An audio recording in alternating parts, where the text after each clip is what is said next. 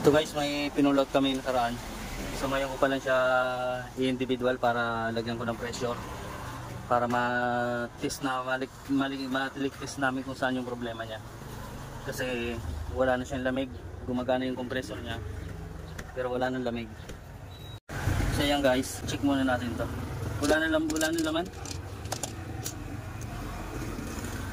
Yan, wala namang pre no.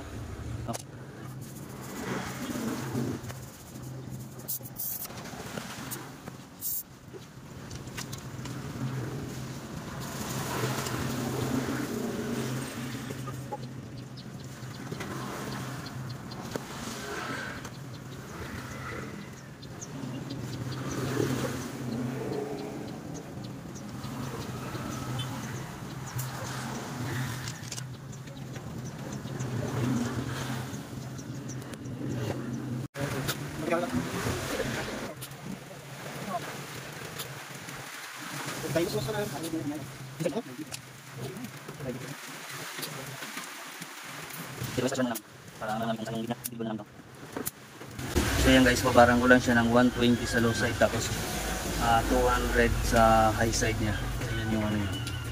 May higit 120 tapos may higit 200 din to.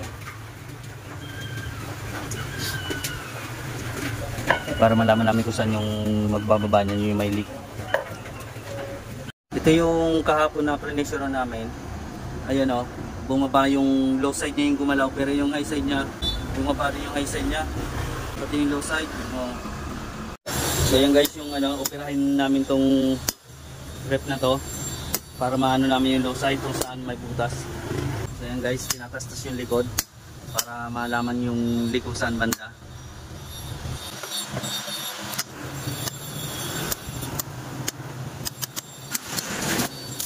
Yan, bakbakin na.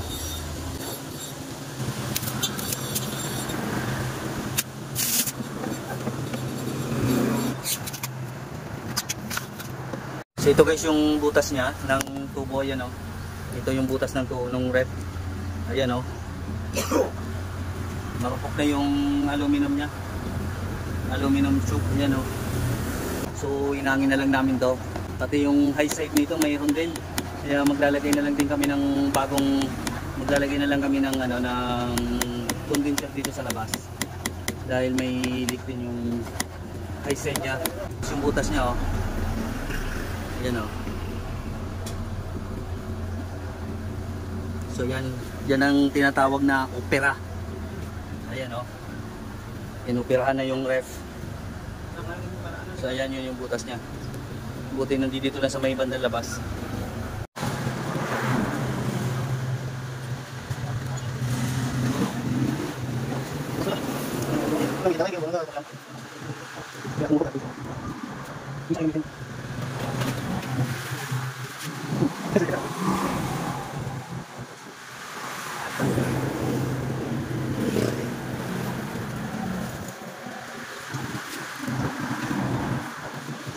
So ayan, pressurean ulit natin para malaman kung may leak pa ba yun. Ito yung pinaginangan.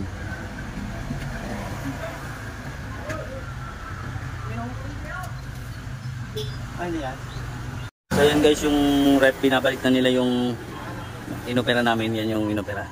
So binabalik na lang nila. At wala kasing foam sealant dito kaya yung kinakabit na lang yung mga dati pa rin binaklas. Yung tinanggal sa kanya.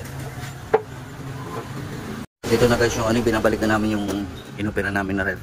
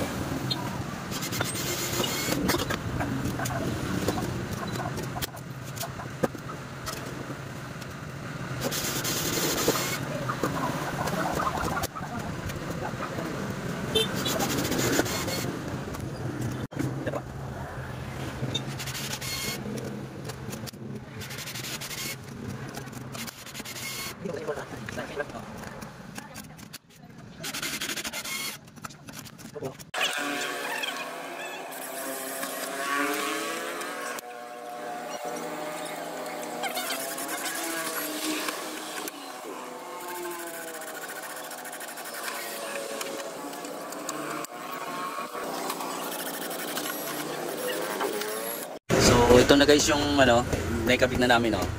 Yung likod niya, natahi na namin. Lalagyan na lang namin din dito ng condenser sa labas dahil yung high side niya bumababa din, oh. May leak din to. Pero yung low side niya, okay na yung nahinang sa loob. So ayan, di na siya gumalaw kahapon pa yan nakababad. Itong high side na lang ang lalagyan namin ng ano, condenser.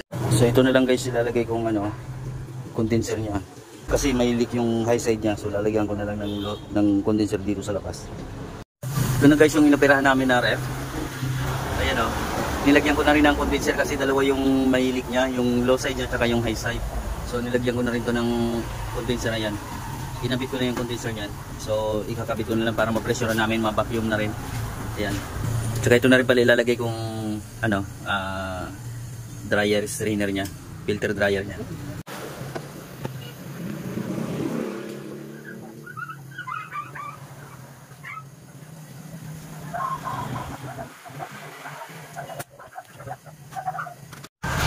Dito guys, pressure na namin para malaman namin kung may leak pa ba siya.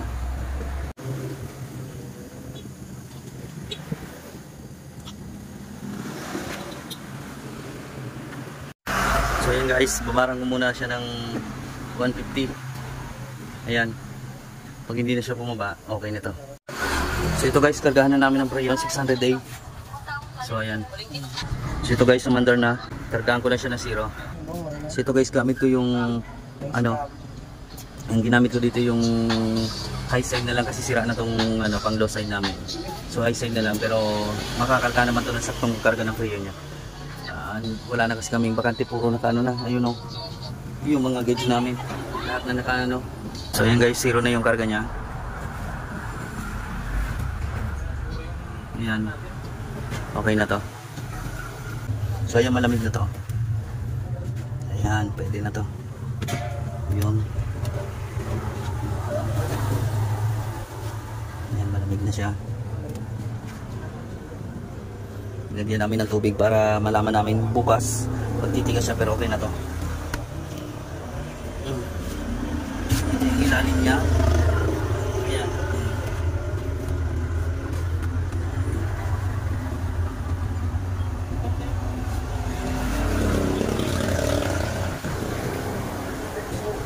Inverter din kasi ito na ano, Panasonic na 2 doors.